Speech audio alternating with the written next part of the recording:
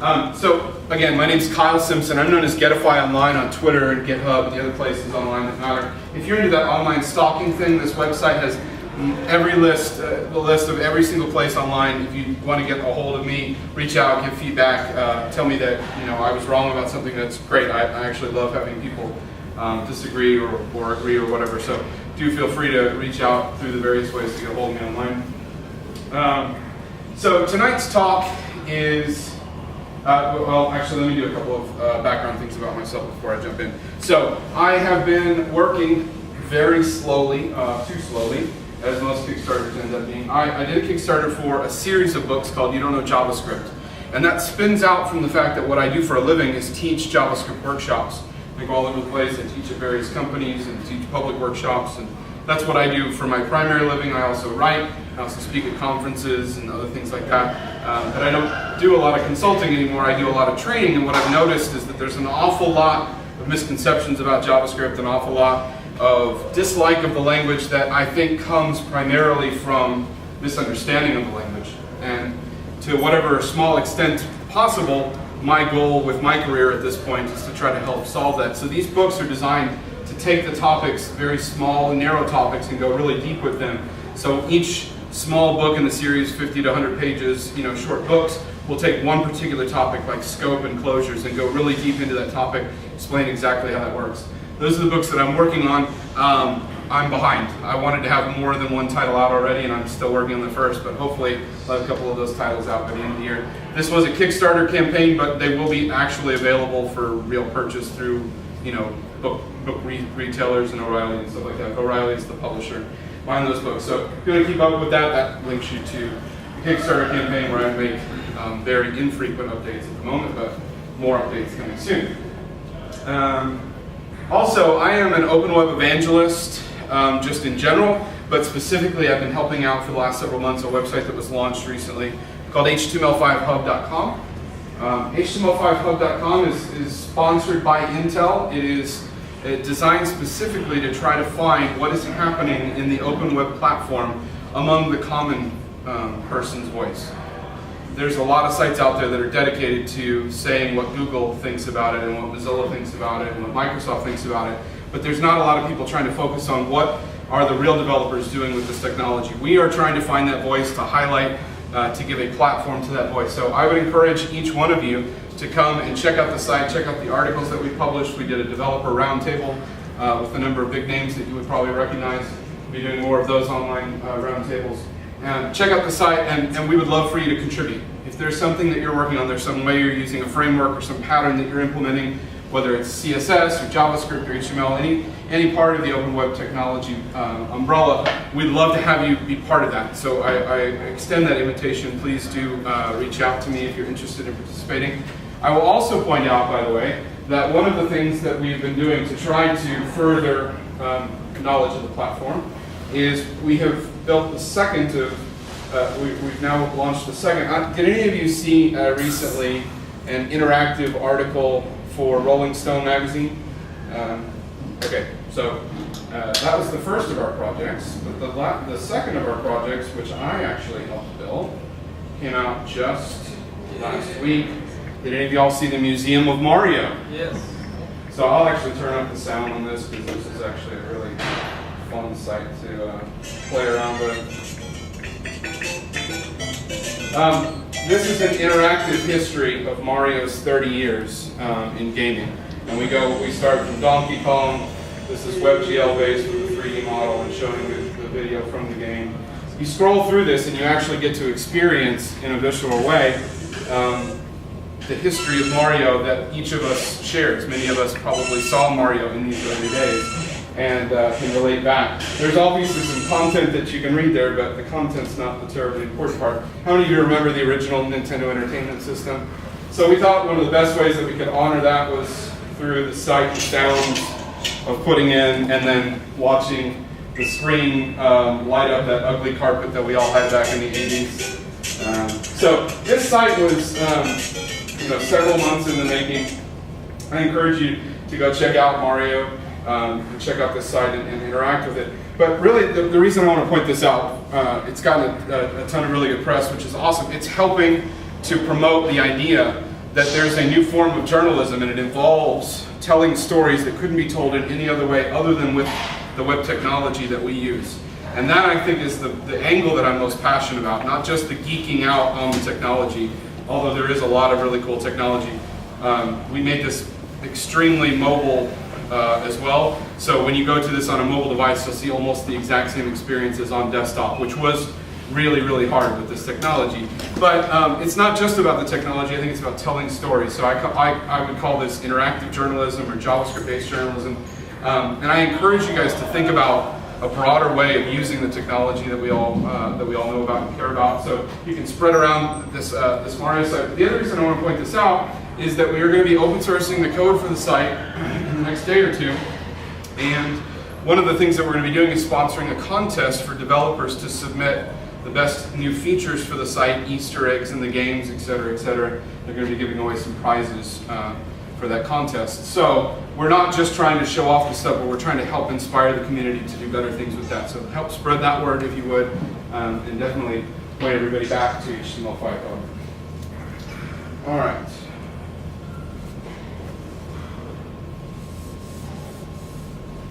That's enough for my background. Let me get into the talk. So how many of you use a linter like JSLint from Douglas Crockford, JSHint, even some of the newest one, ESLint?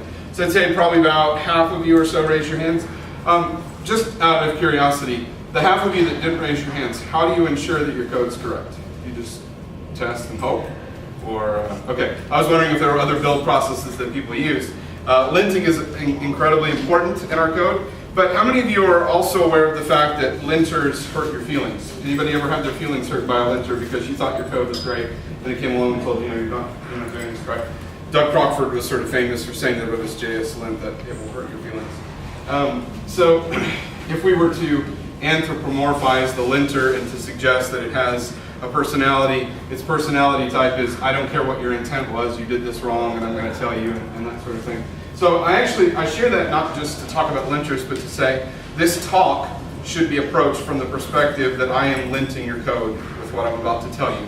And that means that I may very well challenge the things that you hold dear, and I very well may offend you by saying that the thing that you've been doing for the last decade is the wrong way of doing that. So if that offends you and hurts your feelings, let's talk about it over drinks afterwards. I'm sure we can come to an amends on that, but that's what this talk is about. And I'm doing that in the style of Bill Maher, declaring new rules for how we should be approaching JavaScript. I'm not nearly as funny as he is, but that's the plan for this talk. So think of it like you, and take or don't take this information in the same way that you would turn off settings in your linter if you don't like them. Okay, so first off, new rule, stop thinking that JavaScript as a dynamic language does not have types.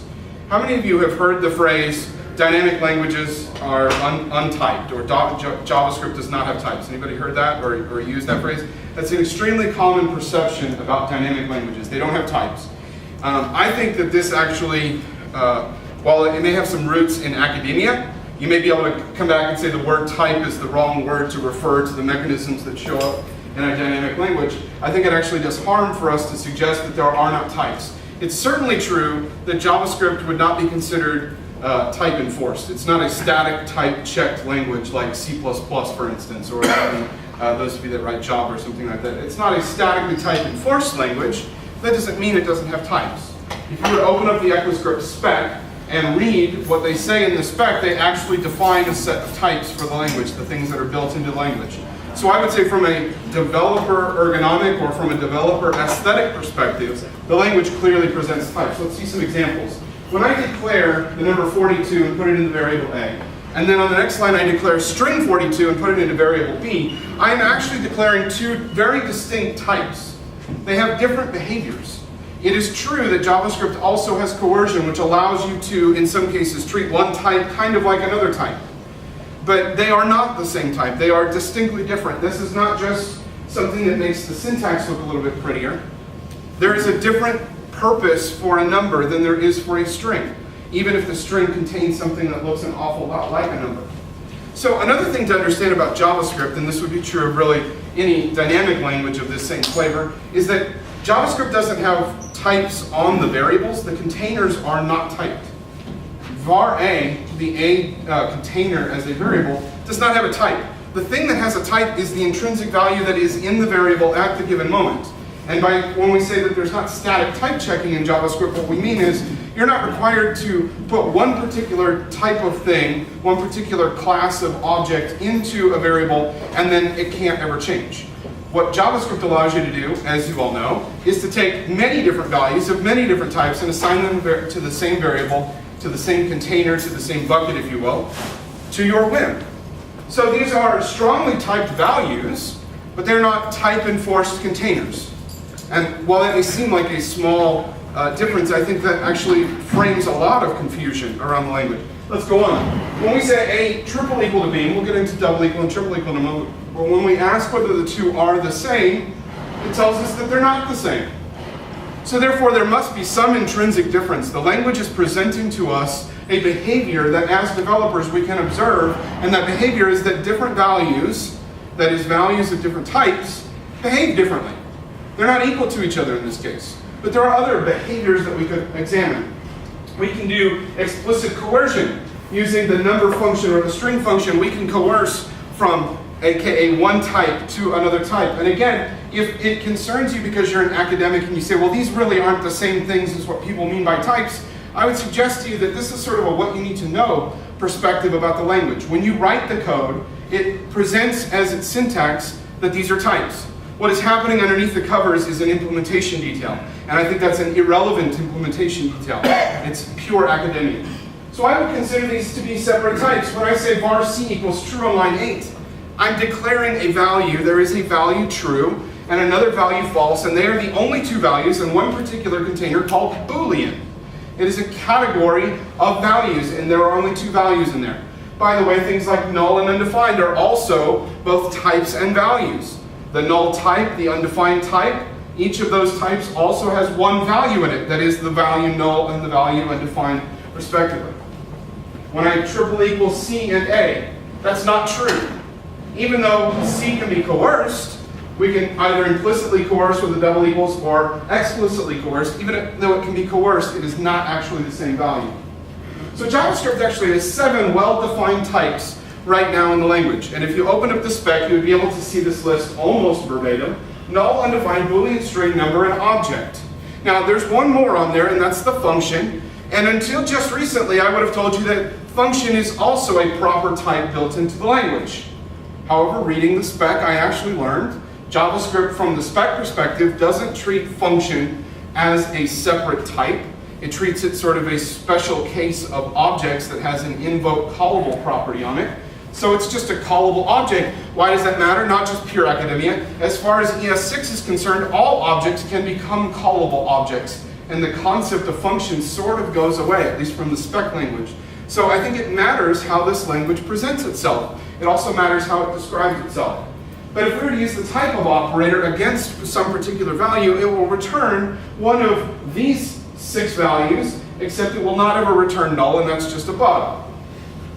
So stop thinking that JavaScript variables have types. Instead, the values themselves have types. When I say var a, what I've declared is a variable a, and I have not yet given it a value, but a lot of people would say it has no value, and that's also not true. It always has a value. There is no way to have a variable without a value.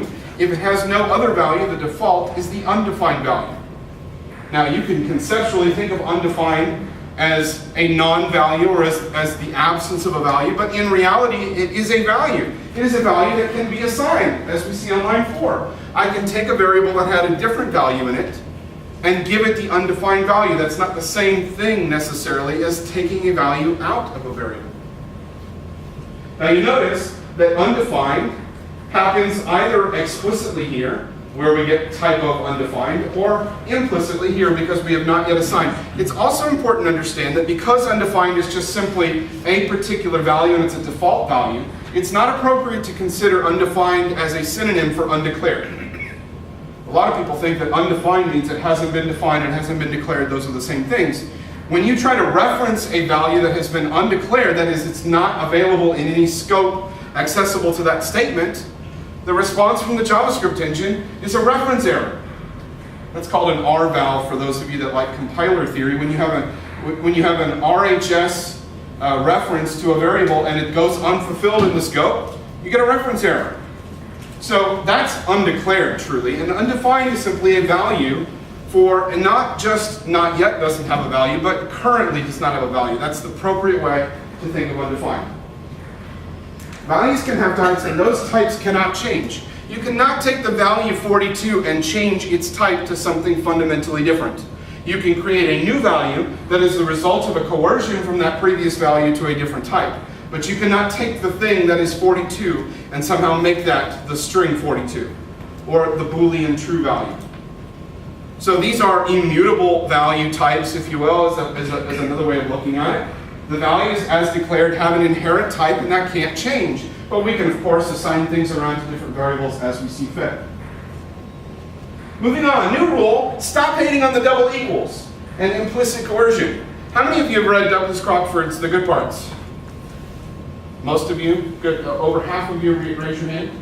The other half, I'm sure, are familiar with Douglas Crockford's The Good Parts. It's sort of the tome for our language. Most people have a copy of it at their desk. By the way, I had a conversation, just as a side trivia piece, I had a conversation with my editor at O'Reilly recently, and he told me that still, even today, even with all the advent of ebook reading and electronic reading and the explosion of blogs and all kinds of information that you can get online, The Good Parts from Douglas Crockford is unique among the titles at O'Reilly that it still sells more paper copies than any other format that it's available in. And they surmise that possibly that's just one of the books that everybody wants to have at their desk. They want to be seen with the book, they want to have it at their ready grab no matter what. Now, I don't know exactly why, but that is just a piece of trivia about this book. But one of the most famous assertions that Douglas Crockford makes in this book is that double equals, which is an operator that will allow implicit coercion, that double equals and implicit coercion are flaws in the design of the language and that they should be avoided. Now, I don't agree with that, so I'm going to say that you need to stop hating on it and actually learn what these things are for and why they're useful. But implicit coercion doesn't get a lot of respect. So, am I just fighting against what Doug Crockford says? It's the Rodney Dangerfield of JavaScript, the double equals operator. We should always avoid it, and your linters have rules by default that tell you to always avoid the double equals. Now, it's true that Douglas Crockford does address in his book this particular topic, but I think most people take the statement that he makes out of context. So I decided to go and look it up in his book and get an actual quote, which we'll get to in a moment. But before we do, how many of you have seen the statement that double equals checks the value and triple equals checks the value and the type? How many of you would say that is an accurate estimation of how these two operators work? Okay. Unfortunately, that's not correct. The outcome is the same, but that's not how these are defined. In reality, these are defined that the double equals allows coercion, and the triple equals does not allow coercion.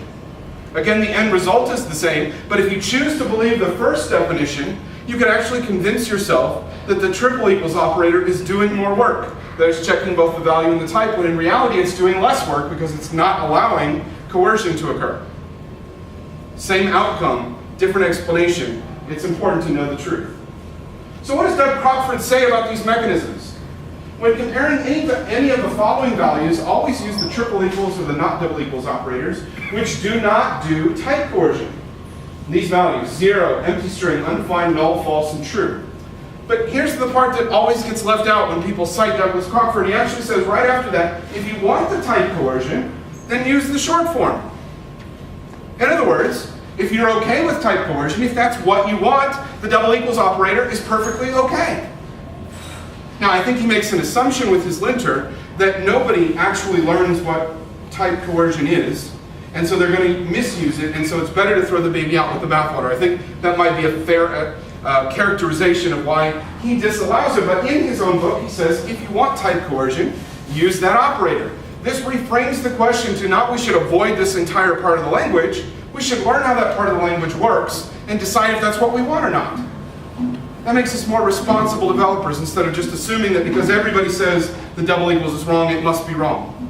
Now, I call upon you to decide for yourself whether or not you'd like to just continue ignoring this entire part of the language, or if you'd like to explore, maybe there's some power there that you've been missing out on. So I made this list. This is certainly not a complete list of all the possible ways that you can do comparisons, but I made a list. Let's take, for instance, line 1. String 0, double equal to null. We're using double equals, so we're allowing coercion. And you'll note the result is false. In other words, the string 0 is not coercible to the value null, or null is not coercible to the string value 0. If you had a program that had logic based upon that, you would be safe because those two values do not coerce to each other under any circumstances. They do not coerce to each other. That's an example of a safe coercion comparison because those two particular values don't have any gotchas to them. There's a whole bunch of these other ones, except for the 4 that I marked with the oops. Let's take a look at this one. The string 0 double equal to false. There's a particular set of rules that in the coercion allows string 0 and false to coerce to each other. When under most circumstances you would say those aren't the same value and you probably wouldn't want that and it's probably more likely that that's a foot gun, so that's one of the ones to avoid. In other words, if you have either one of your two values of your comparison being the string 0 or the actual false value, don't use double equals there because it's not safe. It's probably going to give you unexpected results. But look at all the other places that it's perfectly sane. It gives you exactly what you would expect. For instance, false and nam, obviously they're not equal to each other. Here's an example of true where it really works out well. The string 0 double equal to the number 0. They are coercible to each other, and in most cases you would consider strings and number values of the same content to be equal to each other. For instance, you design a web form that can take input from a user, they type it into an input box, you're going to receive that in your program as a string. You receive the same piece of information through a JSON request, you're going to receive that as a number. You can decide as a programmer to treat those as two distinct values, or if it's easier, you can decide to treat them as the same value. And coercion allows you to treat those as the same value. So the point of this screen is that there's an awful lot of totally safe coercions that we can allow to happen. We really don't have to learn lots of things to understand the couple of places where there are foot guns. False double equal to 0, false double equal to empty string. Those are cases where you need to be careful if your values can be that. If your values are always positive integers or always string values of those, there's no way for you to get bitten by implicit coercion. So why would you throw that baby out with the bathwater? Another example, 42 and 42. Pi and the string that represents pi. True and false and nam. All of these things are, these ones are true. This one is true, but these are not. You wouldn't want to treat the true Boolean value as the same thing as the true string. Those probably would make different conditions in your program. Somebody typing in the word true, for instance, that's not the same thing as them checking a checkbox. So these are safe and sane comparisons under most conditions. And I would argue with you that we've been missing out on some of the power of the language. I think that implicit coercion is an important part of the language. I think it's an intentional design, and I don't think it's a flaw. I think the flaw is that we choose to use this language without learning it. And if we learn these rules, we have more power available to us. If you don't learn the rules, you can continue on in your ignorance and continue on blaming the design of the language. It's your choice. So double equals and implicit coercion can be helpful if you learn the rules and you know what you're doing. We should reframe the question to basically say, is double equals and triple equals, between those two, do I want coercion or do I not? Don't treat null and undefined differently, by the way. I found this to be a much more safe pattern. Even though they are distinct values, there's an interesting characteristic of these two values that allows you to treat them as the same. They can fit in the same bucket through the use of implicit coercion, and nobody else can get into that bucket. Take a look at this. Null is double equal to undefined, but that's the only comparison where that's true. Null is not double equal to any other value in the language. Undefined is not double equal to any other value in the language. They are only double equal to each other, which means that it's extremely easy using implicit coercion to treat them as non-distinct values. You could decide, if you wanted to, that null represents had a value and it's lost it, and undefined means never had a value. I mean, you can make those sorts of acrobatics in your code if you choose. There's been a few times that I've done that. But for the most part, you could treat these two as indistinguishable and allow coercion to make that easier for you. Here's an example. A doesn't have a value yet, so it has undefined. B is null. C is the explicit value undefined.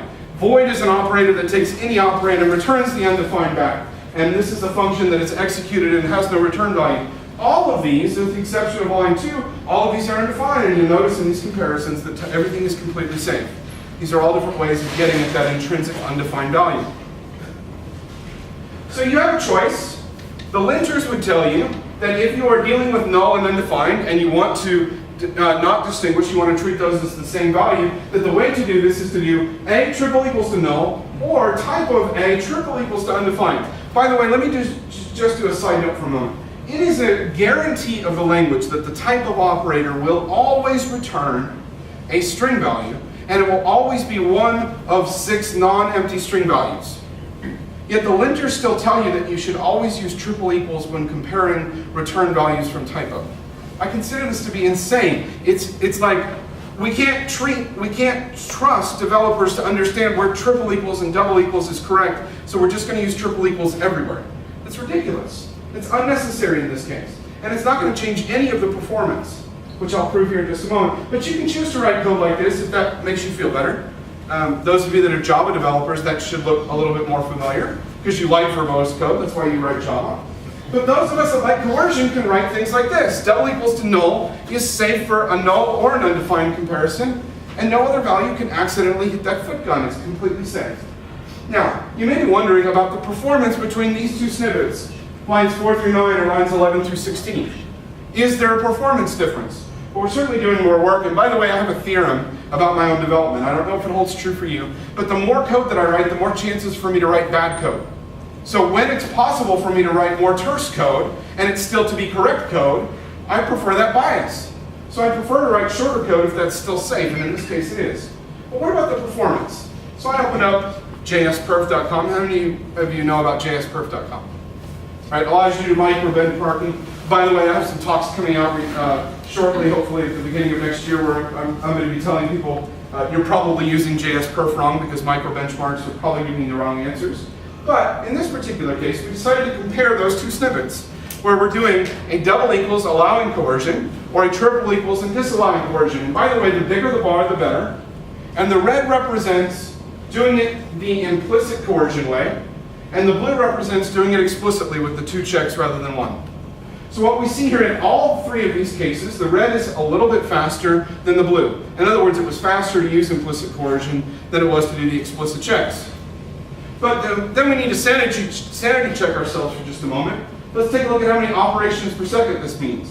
What we're basically looking at is that over here we're looking at roughly 400 million operations per second. If you do your math, you're talking about a couple of dozen nanoseconds. It is ridiculous for you to consider the difference between those two as anything relevant. In fact, the difference between this one and this one, or this one and this one, are completely irrelevant. Let me further state that basically, when you have values that are of the same type, it is completely irrelevant whether you use double or triple equal, because the algorithm is the same. If they are of different types, that is, that they will allow coercion, the performance increase or decrease about your choice is irrelevant. The important part is you as a developer deciding, do I want coercion or not?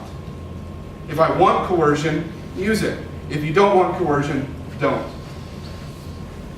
If you treat null and undefined the same, you're rewarded with simpler and possibly faster comparisons. All right, moving on. Stop using anonymous functions. This is a big one for me, because I've been doing this for an awful long time. How many of you write jQuery code? Okay, a lot of you raise your hands with jQuery. jQuery made famous, although it's certainly not the only one that does this, but it made famous that Lambda inline style of programming, where the entire API is just a series of us doing inline function calls. Now, I'm not hating on inline function calls, but it also encourages you to do anonymous inline function calls. How many of you have ever tried to debug JavaScript and gotten a stack trace with 15 lines of anonymous, anonymous, anonymous, anonymous? Yeah, I get this all the time. Those of you that are not raising your hands are not being honest with the crowd. That's a reality of JavaScript development. There's a simple solution, and that's not to use anonymous functions. Let's take a look at this example. Here I'm using some typical jQuery approach where I've got attaching to a button, assigning a click handler. Here's my click handler function, and then I want to do a set timeout to call some URL, do an AJAX request at some later time, and finally here's my handler. So I've got 3 anonymous functions listed here. And again, I'm not hating on jQuery, but it does encourage this style of nesting your inline functions together. And when you try to unwind this code and debug this code, you will note very clearly that it is more difficult to figure out where these functions are, especially when this code has become minified. So how can we rewrite this code in a very simple way just to do a slight improvement to make our debuggability better, if not our code readability. All we have to do is put names on these functions. Function expressions that have name identifiers do not pollute the containing scope.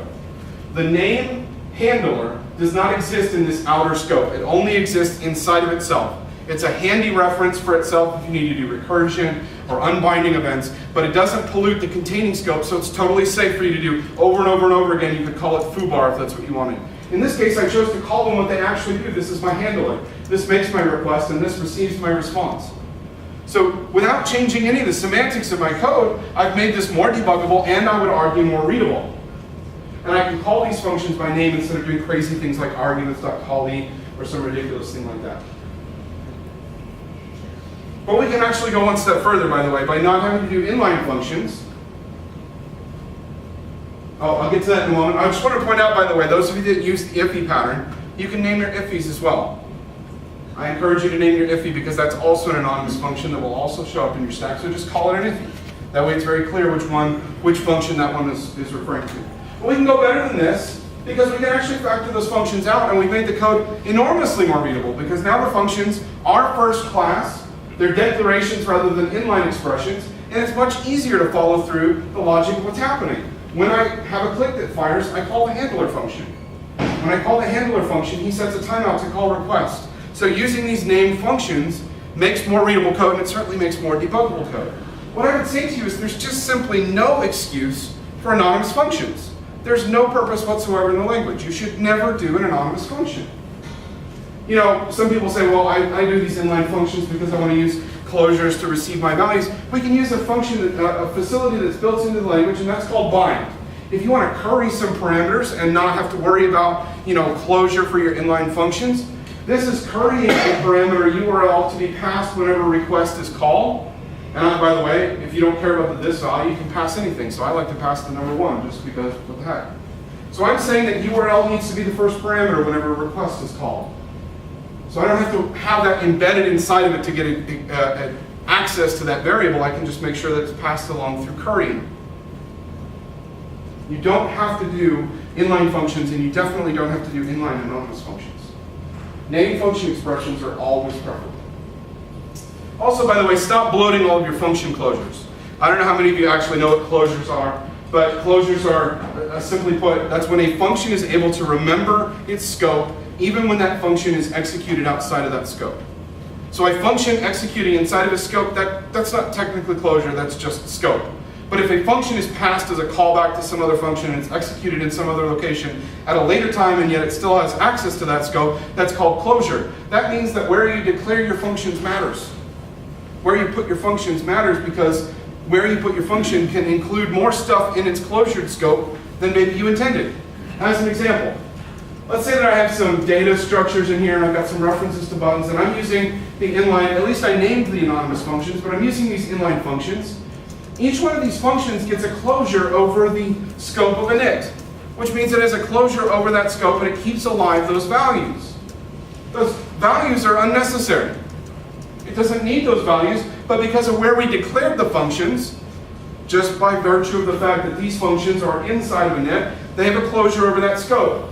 A simple solution to that is to move them outside of the scope, and now they don't have a closure over the variables that you didn't intend. A simple rule of thumb is that a function should be at the highest level of scope for it to do its job, rather than at the lowest, deepest, most nested level. Let's say that you have something that's 5 or 6 or 7 nested levels deep and you're doing all kinds of crazy recursion and calling on yourselves, and then you've got a utility function that doesn't need any of that closure scope. Don't stick it there, stick it in the global scope so it doesn't have closure over stuff that it doesn't need.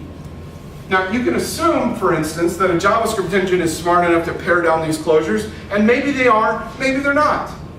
But I would suggest to you to stop assuming that the JavaScript engine optimizes away your own mistakes. It's very simple for you to learn these mechanisms and to choose how you write your code in such a way as to not abuse the principle. So simply declare your functions where it's most proper, and don't declare them further deep down and give them more closure than is necessary. New rule, stop abusing your function scope. Another one of my favorites here. So, how many of you, I'm sure you would say, well, my code is never this ugly. I just made up some Totally made up code. What this does is completely irrelevant. But many of you probably can identify with things like sticking your variable declarations inside of if statements or inside of for loops or while statements or things like that. So we're in the habit of strewing our var statements throughout our code like this. And then there's a style of code which says, well, that's not very maintainable, that's kind of sloppy code. So we should just manually, what's called hoist all our variables to the top of the function. How many of you have done things where you take all your variable declarations that are buried throughout and you just move them to the very top of the function? Anybody do that? That style of code where you move all your variables to the top. Sometimes people use one var statement with a bunch of commas. Some people say use a bunch of vars. Now this is a perfectly valid way of doing your variable declarations. It comes from languages where you had to. For instance, in C, you had to declare your variables up front so it could reserve the space on the stack for those variables to be held in. So you had to do that, and it makes sense. But there are some variables here that are actually extremely localized. They're not used across the entire function. Some of these variables are used across the whole function, and some are not. So the spirit of putting var inside of this if statement, if that was the only place that you were going to access that variable, actually is a totally different style of code, and that comes from people that have written in languages that have what's called block scope. JavaScript right now only has scope at the function level, but what about block scope? Those of you that maybe come from a Java or a C++ background, you'll know that there's a way to declare a variable and have it bound only to a particular block, a pairing of curly braces. And why do we do that? Well, it's not just to make the code more confusing, it's actually for the reverse. It's to make it more readable. Because if you, and by the way, many of us do this, we declare our variable, whenever you have a for loop, you do var I right there inside of the for loop. Why do you do that? Because that I is only the index for that for loop. You're probably not going to reuse I in any other part of your function. So because of that, you follow what's called a principle of least exposure, and you put the variable as close as possible to where it's used. And you try to treat it like it's not being exposed anywhere else. So that's the argument for block scoping. There's function scoping, moving all your variables to the top, because that's the way hoisting already works. And it makes it easy to find them because you just find function keywords. And then there's block scoping. Now some people make this an either or. Either you do all function scoping or all block scoping. In fact, some of the people that created our language and some of the people that are on the TC39 committee are telling you that block scoping is the new hot thing because block scoping is coming to JavaScript and ES6. I would suggest to you that I think both are going to be useful. But how might we use block scoping to sort of clean up this code? Well, we could take what's called the let keyword, that's what's coming to JavaScript. We could take the let keyword and we could declare blocks where these variables are bound to, and then they're not global to the entire function, they only exist for that block. This is called the let statement form. It creates an explicit block where those variables are bound, and you notice you can do multiple ones, you can do assignments to values. So I created an explicit block here and an explicit block here. By the way, this is my preferred form of block scoping, creating explicit blocks. The other form, which is to just use the let keyword kind of like you use var, is that you can just stick it anywhere and it hijacks the nearest block. So inside of this if statement, I could just do a let z equals 2. Now z will be hijacked to the scope of that if statement and only that if statement. I think that's less maintainable code to hijack blocks. I like creating explicit blocks. So this would be the form that I consider to be better. It's more explicit. By the way, whenever you start using block scoping and then you start refactoring your code by putting loops and if statements and try catches around it, you'll note very quickly that it's harder to refactor block scope code. It's more mental tax. You have to think about more things. So I like to make it easy on myself and have these blocks. Block scoping allows you to put a variable. If it's localized to a particular part of your function, put it there. Now, but there's still some variables that are used across the entire function. So var is still, in my opinion, a good signal to tell me that these ones are global to the function, whereas these ones are localized. So that's just my opinion on the best use of that. Unfortunately, the problem is that, well, block scoping is better than manually hoisting your variables, but the problem is that this particular code, as I've written it, it won't happen until ES6. So many of you are saying, well, ES6 is obviously years away. It's happening faster than you think. It's actually, most of ES6 is already in Chrome, most of it's already in Firefox, most of it's already in Node.js. In fact, a large chunk of it's already in IE11, the preview release that came out a couple of months ago. So that train's happening faster. There's also transpilers to take ES6 code and make it in ES5 format so that you can run that code today. So ES6 is coming much quicker than you think, but some of you may still say, well, that's kind of a bummer because it's not coming until ES6. I've got news for you, there's an even bigger bummer because this particular style of code, the let statement, is not even coming in ES6. They chose to do the let statement, the let declaration, but they chose to reject the let statement. What I consider to be the more readable form, they chose to reject it for some reason. So that's not even going to work in ES6, but I have happy news, because this can actually work right now in ES3. And you may wonder, well, how is that possible? We don't have block scoping in ES3. Actually, we do. So let's imagine for a moment that you wrote code using this more readable format, which is let statements to declare these blocks. You would note that A is not accessible outside of it, and everything's great. Now, what if you could transpile that code to something that would work exactly the same, but would run in ES3, that is, it would run in all the browsers that you care about? That means you could use block scoping today, right now, instead of waiting and instead of having to choose a lesser form of this particular thing. What if you could transpile it to look like something crazy like this? Now, I know you're going to say nobody would ever write this code, but the code that's compiled through transpilers, nobody cares how ugly it is. What I'm taking advantage of is that by the spec, variables in catch clauses are block scoped to the catch clause. And that's been true since before IE5. It's been true forever. So I take this code and I rewrite it to use a forced catch clause, and it gives you the behavior of block scoping without having to worry about writing ugly code like that. And I wrote a project that does exactly that. It's called Letter. It just takes your code, it scans only for stuff that looks like this, and it rewrites only that part to look like this.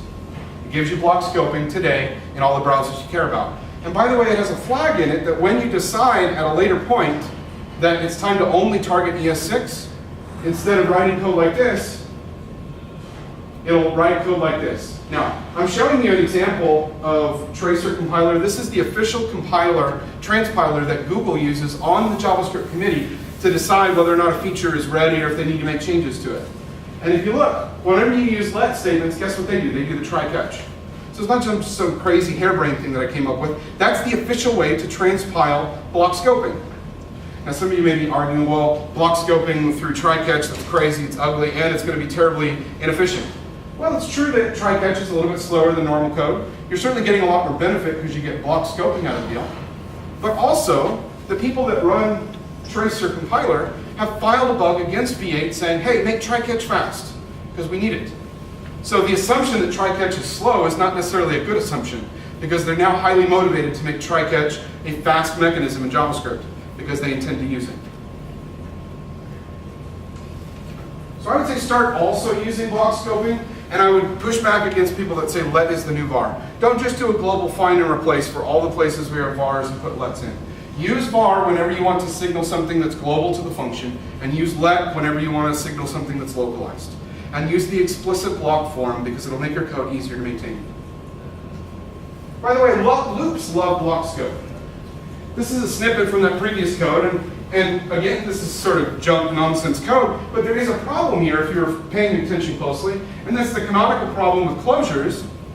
And here I'm binding a bunch of functions to the same G. So they're not going to capture that value of G like you would expect it to have a different value of G for each one of those timeouts it fires. It's going to bind to the same sort of global G that's in the scope that's enclosing these functions. So our problem here, we typically would solve this problem by sticking an iffy in.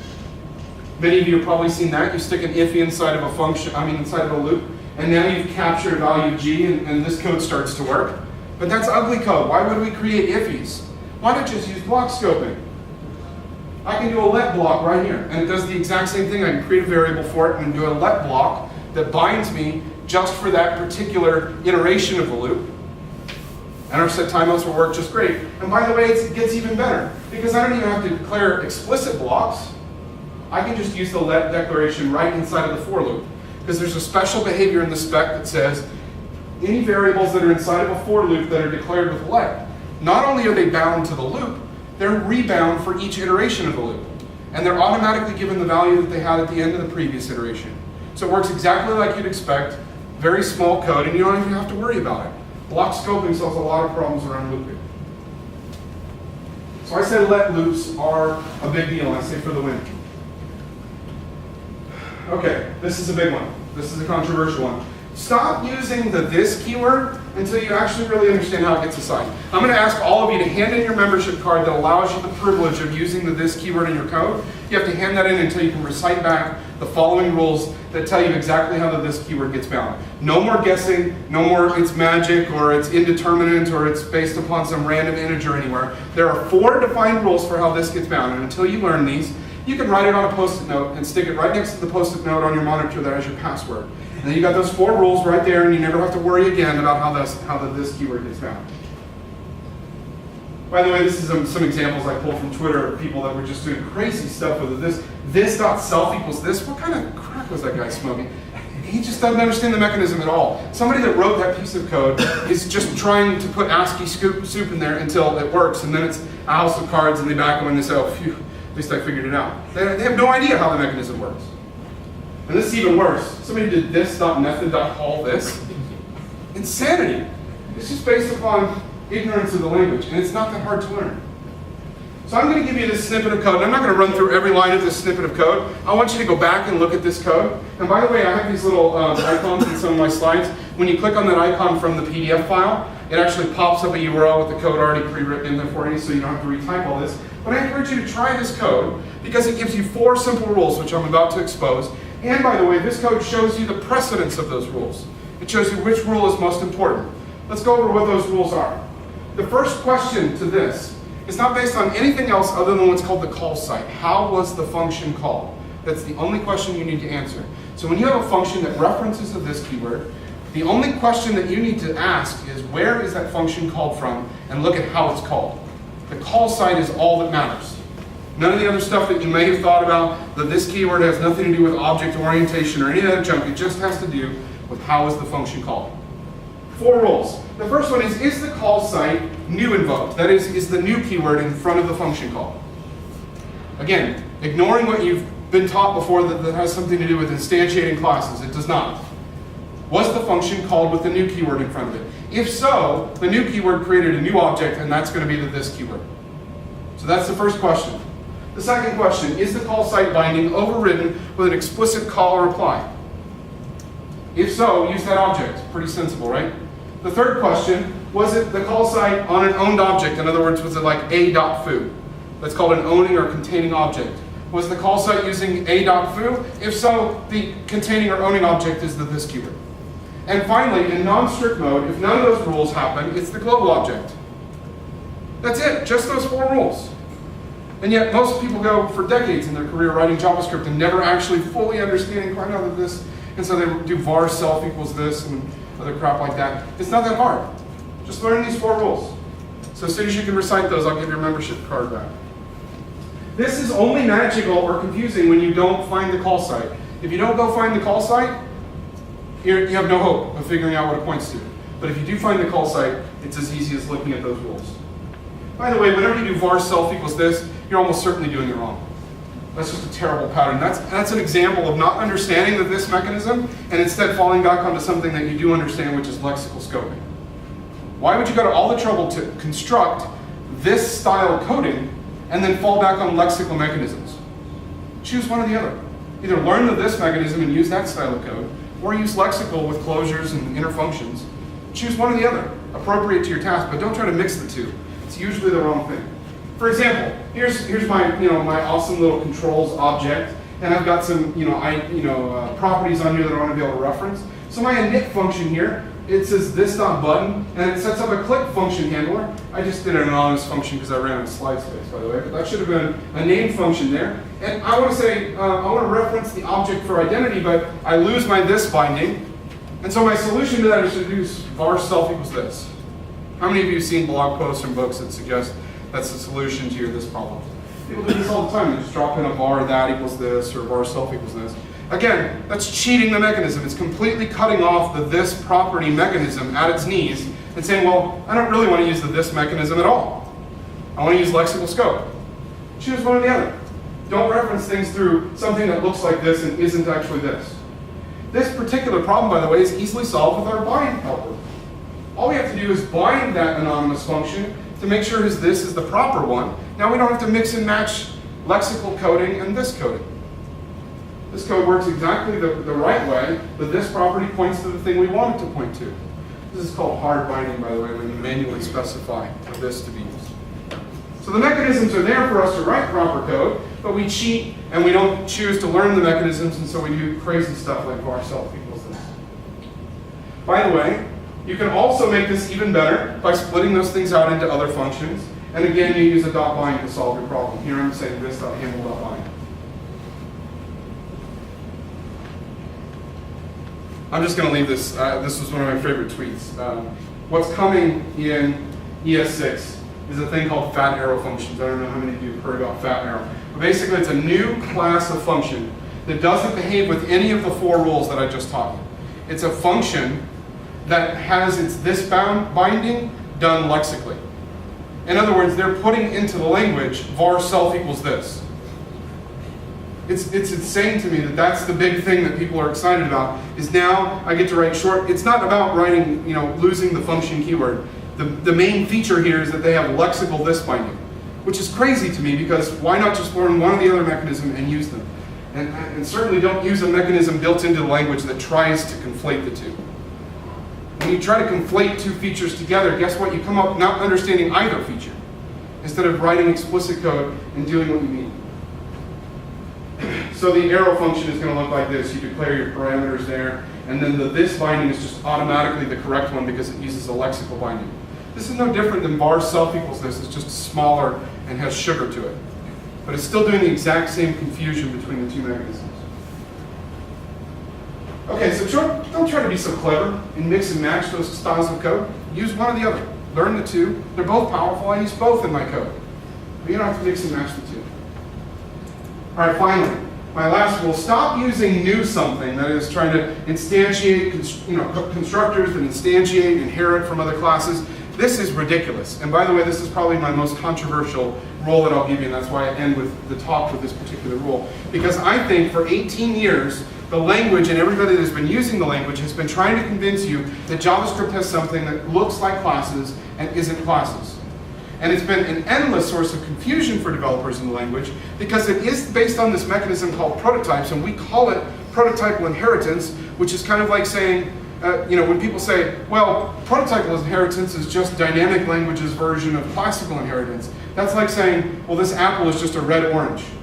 No, they're not the same mechanism. They're fundamentally different. And trying to use the same name for 2 different mechanisms is what has caused us to get into these problems. So when you call that thing a constructor, and you think of it as constructing a class, you are asking for more trouble. I'm going to show you how we can write the code really complex, and then I'm going to show you how you can get the same behavior with far less complex code. All right? So what this comparison I would call is the OO. I mean, everybody knows OO stands for object-oriented. By the way, that's a terrible name for class-oriented languages. JavaScript is one of the few languages, Lua being one of the others, JavaScript's one of the few languages that actually deserves to have the label object-oriented. It's one of the only languages where you can create objects without classes. It's truly object-oriented. All those other ones should have been called class-oriented, but unfortunately that ship has sailed. So I can't hijack the OO term, so I came up with another term for what JavaScript really is, and I call that OLU, which stands for objects linked to other objects. That's how JavaScript actually works. By the way, this is basically a comparison between class-oriented and delegation-oriented. These are not just 2 sides of the same coin, they're fundamentally different mechanisms. So let's look quickly at how this works. So in class-oriented code, that is Java and C++ and so forth, the metaphor that's often given is blueprints for a house, and then an architect comes along and copies those blueprints into the physical house or building that they make. It's a copy behavior. In fact, in the language, in the compiler, they actually do behave sort of like that. You'll notice there's a parent class, and when you instantiate that class, it copies the behavior into the instance A1, and it copies into A2, and then when you inherit from that class, you're copying behavior down the chain and so forth. So the arrows go from top to bottom and from left to right. That's how true class-oriented mechanisms work. That's how actual inheritance works. Now again, people try to call what JavaScript does inheritance, but as you'll see in just a moment, it's fundamentally the opposite mechanism. Because in JavaScript, that's not how we work. But we try to confuse ourselves. We call this a constructor because we use a capital letter. It's just a convention, right? It's not a special thing, it's just a function, but we call it a constructor. And then we do this crazy stuff like, there's this arbitrary object called foo prototype that we start adding stuff to, and where the hell did that even come from? But don't worry about that. And then we have another bar, and we want to link bar to foo, so we do this crazy thing with setting the prototype link to the other, and then we add some more stuff. And finally down here, we instantiate our class bar and make a B1 and a B2. Now this code functionally works, but it's not at all doing the same thing as the previous slide suggested in class-oriented code. Here's the mental diagram, by the way, of what is implied by that previous code. And I encourage you to go back and look at the code and look at the slides side by side, and you can see, but I've got these objects here, so here's B1 and B2, and they're linked, and here's my food constructor, my bar constructor. This is the mental model that you need to understand to be able to figure out what the previous code is doing.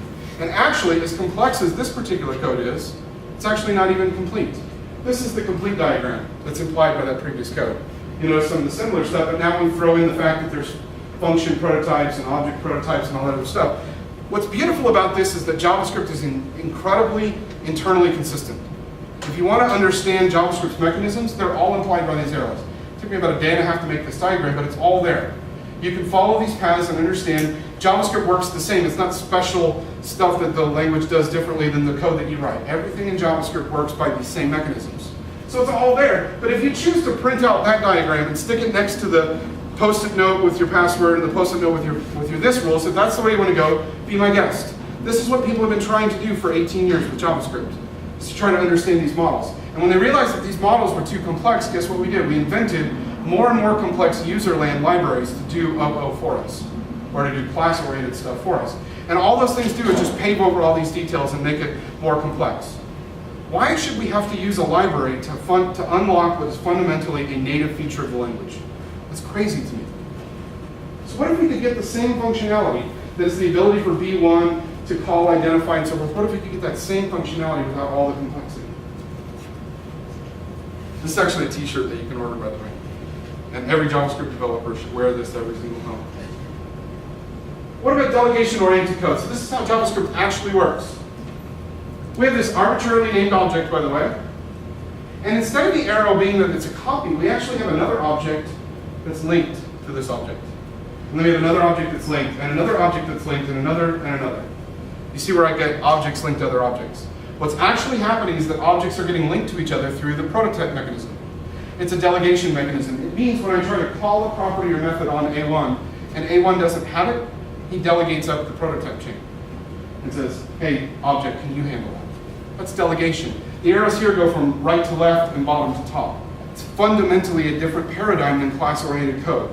And it's not a surprise to me that for 18 years we've been trying to make the arrows go the other way, and JavaScript's been fighting back and saying, that's not how I was designed. Duh, of course it's not going to work. If we write code like this and we use a mental model like this, things become much more clear, I think. So here's that previous code, the old and busted code using prototype stuff. Now I'm going to perform a magic trick. But unlike most magicians, I'm not going to use sleight of hand to confuse you like the language does. I'm actually going to tell you exactly what to look for.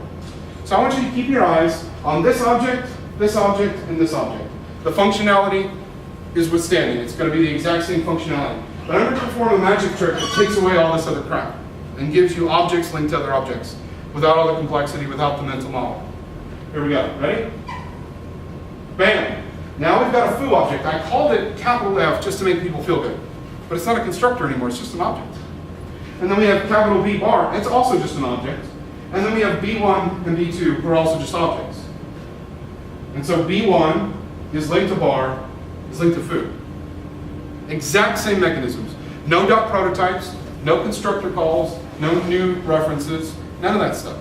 But the exact same mechanisms, and embracing the pattern of behavior delegation. And by the way, this is so simple, you don't need a library to do it for you. You just write the code yourself. Take your objects and link them together. And use delegation.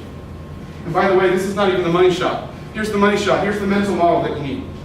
Notice all the crap that I've got to remove. I don't have to worry about functions. There aren't any dotted lines or implied behaviors or anything. It's just objects linked to other objects.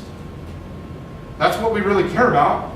But we go to all this other trouble to get the same mechanism. So why? Why would we do that? And by the way, those of you that know about reflection, that is taking an object and trying to inspect what its relationship to other objects is, whether they're in a hierarchy chain. This top shows you how you do it when you use class-style coding in JavaScript. You have to use the instance of, and you have to keep track of where the constructor was, and do all this dot prototype referencing. OLU-style code allows you to just simply look at one object and ask about its relationship to another object, and that's as simple as it gets.